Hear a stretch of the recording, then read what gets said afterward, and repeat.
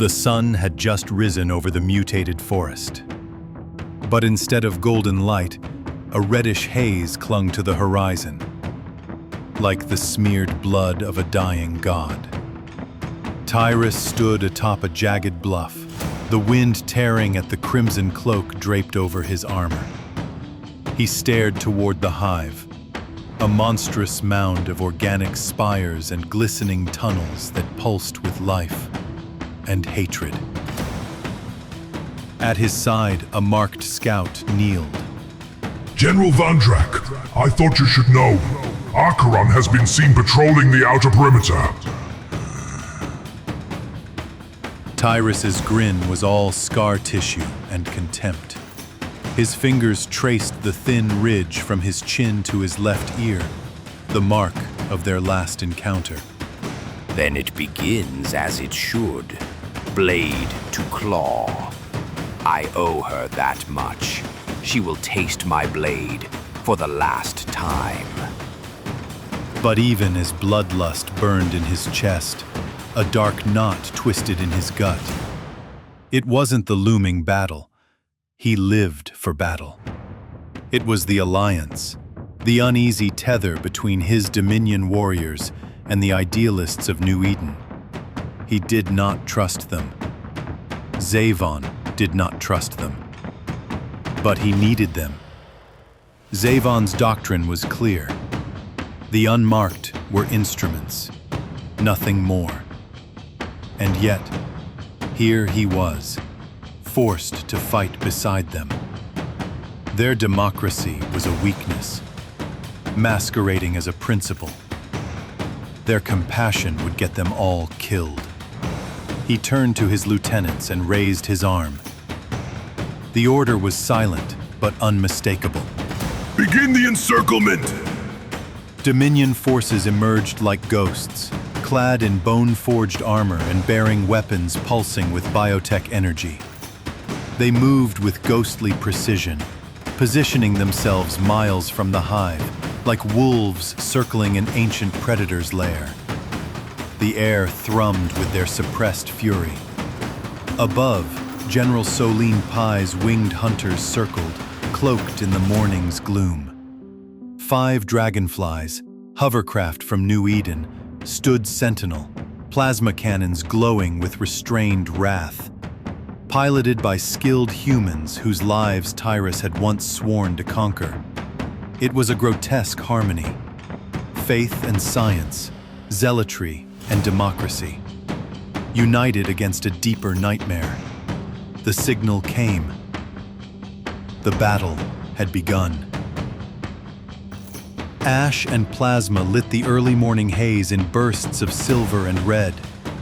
The Dominion's mire striders braced at the edge of the clearing, hooves pounding the earth, riders gripping lances forged from bone and fire. But something unexpected happened before Tyrus could raise his arm to give the order to advance. An unknown war cry cut through the static of tension. 20 New Eden soldiers surged forward, not as hesitant allies, but as predators unleashed. They showed no fear or indecision. These were not the passive, weak-willed pacifists Tyrus had envisioned. They bore no hesitation, only fire. Tyrus blinked in disbelief. The unmarked charged first. They moved as a single force, weaving between the foliage of the terrain, their plasma rifles singing with lethal grace. Each shot was deliberate, each movement coordinated. Shields shimmered with a strange, mirror-like alloy. New Eden metallurgy, unknown to Dominion science, that deflected acid and chitinous strikes alike. And when they struck with surgical brutality. One soldier rolled beneath a lunging ant the size of a warhorse, placing a charge beneath its thorax before sprinting away. The explosion split the beast in half, and its insides boiled out onto the soil with a sound like wet paper tearing. Another soldier drove his bayonet through the eye cluster of a flailing soldier ant and used its twitching corpse as cover from incoming acid spray. 10 ants fell before the Dominion had taken even a single step. Tyrus stood paralyzed on the bluff, his breath caught between awe and insult. His eyes followed one soldier in particular, a woman with a half-shaved head and a scar running across her cheek. She moved like a marked warrior. No, more than that, like one born in the crucible of the Ascension. Precision, rage, with purpose. Below him, a marked lieutenant finally spoke, his voice reverent and stunned. My lord, what kind of unmarked are these? They fight with the heart of the Dominion. Tyrus didn't answer immediately. His fingers curled at his side, nails biting into his palm. His lip trembled, not with fear, but with a strange foreign admiration. Or was it betrayal? These are no unmarked. These are something else. The ground trembled beneath his boots as the rest of the hive stirred. 1,000 claws scraped against bone. Despite that, the New Eden warriors pressed forward. The air thickened with burned ozone and pheromones. Dying ants shriek in high-frequency pulses. Tyrus felt it in his marrow.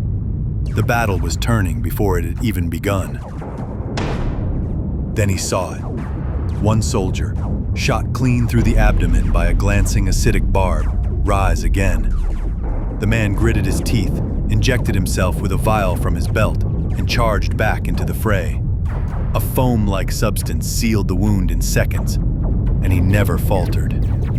What devilry is this? Tyrus whispered. What god have they found in their laboratories? The man didn't even cry out. Tyrus turned slowly.